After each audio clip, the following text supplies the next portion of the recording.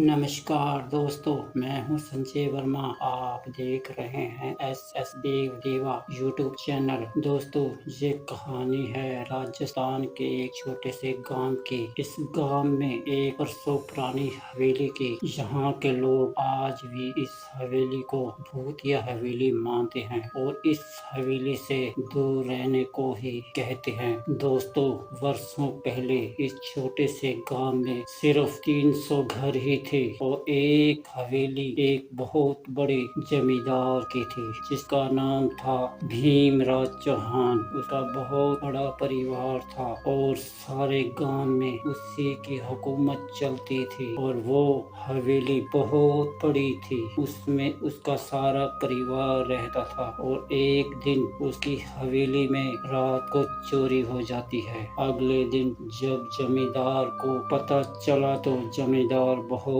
गुस्से में आ गया और सभी गांव वाले को इकट्ठा किया और कहने लगा, सच सच बताओ, चोरी किसने की है? उसको बहुत कड़ी सजा मिलेगी। मगर किसी ने भी जमींदार के खिलाफ बोलने की हिम्मत नहीं की। सभी लोग बहुत डरे हुए थे।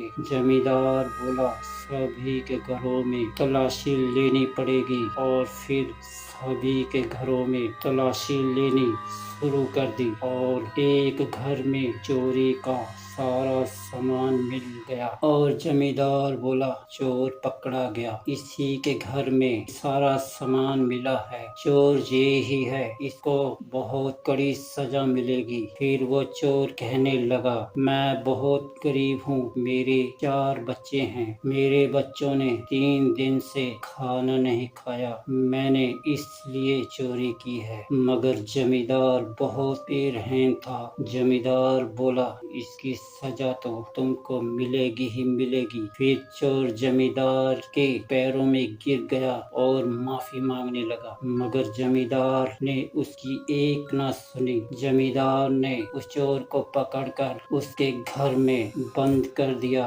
और उसके बच्चों को और उसकी बीवी को और उस घर में आग लगा दी और चोर का सारा परिवार बुरी तरह से जल गया। और फिर दिनों दिन जमींदार का अत्याचार बढ़ने लगा। फिर एक दिन सभी गांव वालों ने मिलकर जमींदार के खिलाफ लड़ने की सलाह की। सभी गांव वाले मिलकर जमींदार की हवेली में चले गए और जमींदार को मारने लगे और जमींदार ने भी कई लोगों को मौत की घाट उतार दिया। ये लड़ाई इतनी भयानक हो गई कि जमींदार की हवेली में खून और लाशें बिछी हुई थी और कुछ लोगों ने जमींदार की हवेली में आग लगा दी और उस आग में जमींदार और जमींदार का सारा परिवार जलकर राख हो गया। और उस हवेली में आज भी 400 लोगों की आत्मा भटकती है और रात को चीखे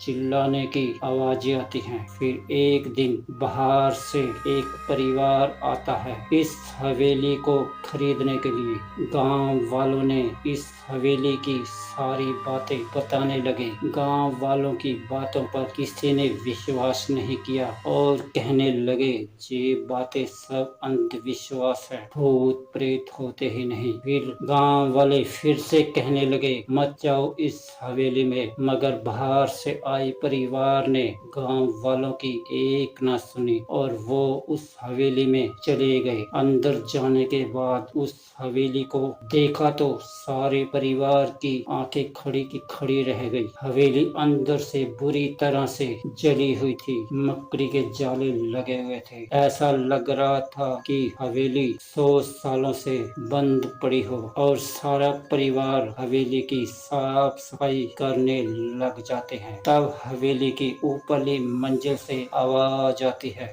जैसे कोई चीज गिरी हो। तभी सारा परिवार ऊपर देखने के लिए चला जाता है। ऊपर जाने के बाद उन्होंने चारों तरफ देखा तो वहाँ पर कोई नहीं था। वो फिर साफ सफाई करने लग जाते हैं। साफ सफाई करते करते करते रात हो जाती है। रात होते ही सभी खिड़की दरवाजे अपने आप बंद हो जाते हैं और तेज आंधी शुरू हो जाती है। चीख चिल्लाने की आवाजें आने लगती हैं। बाहर निकलने के सभी रास्ते बंद हो जाते हैं। चारों तरफ अंधेरा ही अंधेरा हो जाता है और सारा परिवार उस हवेली में बंद हो जाता है और हवेली के चारों तरफ आग की लपटें निकलने लग जाती हैं और उस आग में सारा परिवार जल जाता है। उस दिन के बाद गांव वाले उस हवेली को भूतिया हवेली मानते हैं। तो दोस्तों, ये है इस कहानी की सच्चाई। अब इस कहानी की